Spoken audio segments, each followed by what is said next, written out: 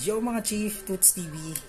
Ngayon, isi-share ko sa inyo kung paano ang pag-on at pag-off ng ating beeping sound sa ating Honda Click Game Changer sa pamamagitan ng ating keyless remote. So, tara! Samahan. So, ngayon, ito ang ating Honda Click Game Changer 150. So, ito po yung halimbawa na naka-off ang ating beeping sound. Yan po. So, paano natin siya bubuksan? Sa pamamagitan ng ating keyless remote. Yan po. So, dapat make sure na naka-red muna ito. Hold, then press itong dalawang to, taas baba. Okay? So, naka-red, press po natin. 1, 2. So, dapat magbiblink na po yan. Yan. So, try po natin.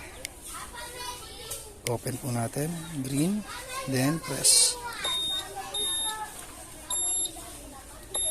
Yan. Ganyan lang din po pag i-off po natin yan. So, make sure lang po na dapat naka-red ulit ang ating remote.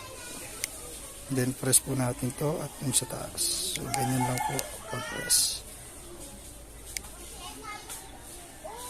So, titignan po natin. Ganun lang mga Chief. So, sana nakatulong sa inyo to, lalo na sa mga bagong user lang ng Honda Click 150. So, thank you. God bless. Ride safe sa ating lahat.